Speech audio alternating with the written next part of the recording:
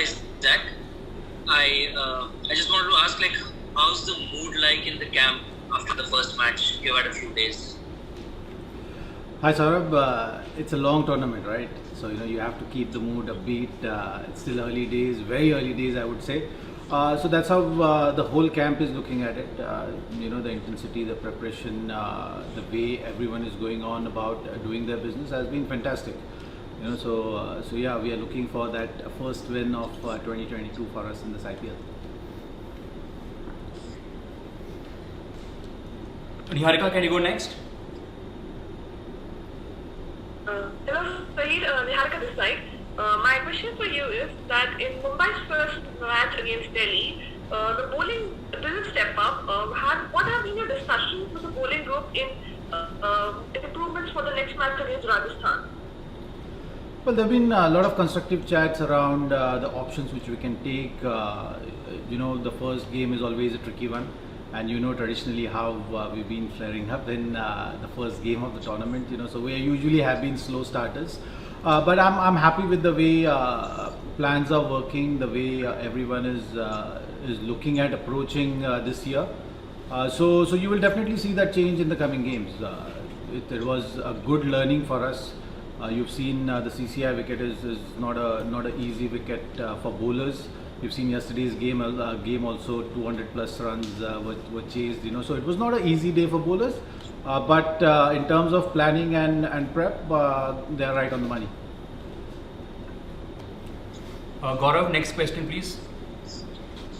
Zaheer, this one, Ishan Kishan got injured. I think he had to hit on the toe in the 18th over in the last game by Shardul Yorker. And I think Nitin Aryan Joel kept wickets in his absence. So how is his fitness status? Is he available for this game? Or is his injury serious and just going to miss this game? He's absolutely fine.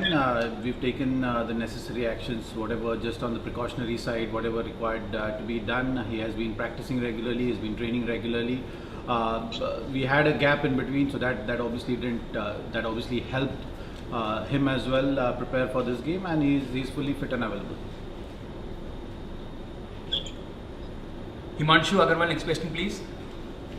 Hi Zaheer. We've seen in this season so far that the DY Patil, not just the DY Patil, but surfaces in general have been quicker than in previous seasons. And in the previous match at the DY Patil, we saw the impact that pace had in the early stages of the game. So considering that, are there any thoughts of probably using somebody like a Basil Thampi more in the power play and push Daniel Sam's variations, say, in the later stages of the innings? Well, that's a very, very technical question. I must say, the wickets have been fresh. For last couple of years, if you see that there's not much of a cricket played on these middle surfaces, which are usually used for big games. So that has been very evident in this season so far. The wickets have been fresh. There's been help for the bowlers as well. In terms of the technicalities of how we are planning, I think I will refrain from answering those kind of things. But you are right in saying that the wickets are assisting fast bowlers up front. So there will be some discussions around that and strategies made around that for sure. Nikhil, next question, please.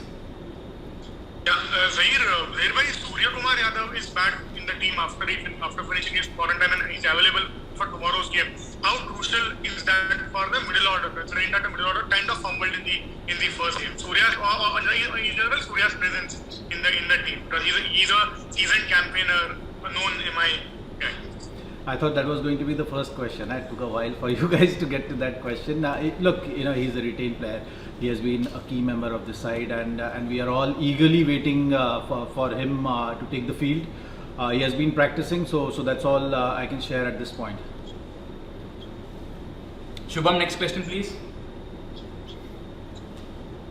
Hi Zaheer sir, how are you? My question is that Jasprit Bumrah has had immense workload and injuries have been hampering his fluency. Do you seek to rotate him a few games to avoid him from getting injured? Look, if you know me well, you've seen over the years, I've always endorsed that, as a bowler, if you are in rhythm, you just play as many games as possible. So this workload management phenomenon has been a little confusing for me. For me, it's always been that if you're fit, you got to be out there. Unless you're injured, if you're injured, you take your time out. You work on your fitness. You get back and take your time to be 120% before you get back. But if you are fit and available, you should be playing as many games as possible, and that's the way I see the game. And I'm sure this season that's what you'll see from all our setup. Thank you. Venkat, next question, please. Zach, the amount of dew in each of the venues has had a significant played a significant outcome in the second half of the innings, with spinners being redundant towards the later half, and even for pacers, very few options or few deliveries can't be executed. So, in terms of that, how does it affect the bowling combination, and how would you plan as a bowling unit to defend a total, even if it is excess of 200? Well, dew is something which is not in your control. You got to just prepare yourself. You've seen the bowlers using the wet balls in practices, just to get an understanding about what kind of options they can use in match situations. But in terms of the options you're talking about, usually you've seen now the teams are opting for maybe 6 bowling options or 7 bowling options. Considering all these kind of factors. And that's how we are also approaching. So at times with dew coming in, it becomes difficult for spinners to bowl. Sometimes the fast bowlers also, you've seen the Yorkers become ineffective in certain games. So those are the challenges of the game. You got to just accept them and learn to deal with them. Srinjoy, next question, please. Yeah, hi Zach. Talking about Surya only, he batted number 4, number 5 during the home series against the West Indies and excelled in that role because he's someone, can go big from the word goes. Is that MIR considering as well? Maybe sending a Paulie ahead of him who likes to take his time before going all guns blazing? Well, to have that kind of flexibility is always an advantage for any team. So tactically you will have that advantage, and that's how we are also looking at it.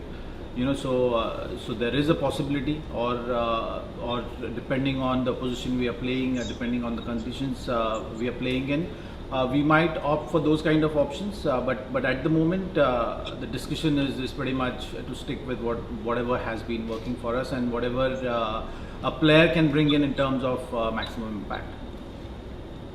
Okay, last question, Shayan. Hi, Zaheer, obviously earlier it's been said that this is, in terms of bowling department, there are some relatively new faces who have not played for the franchise in the past. So when you have a discussion with them, what are the conversations revolve around? Because about their role clarity, which Sohit had said in the pre-match, ahead of the season opener.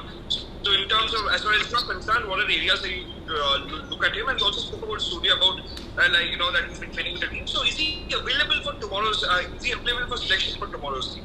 Sorry, I've not been able to hear your question. Shayan, can you just break up your question into 2 sections, please? I think you have one on bowling and one on Surya. So talk a little slowly and just break up the questions. Can you hear me now? Better?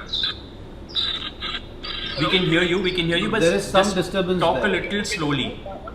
In the first match, ahead of the first match, Rohit had said that obviously the team doesn't have any home advantage because of the fact that some of the in the bowling unit, there's some of the relatively new names who have not been part of the franchise in the past. So in terms of role clarity, what are the conversations that you are having with the bowlers?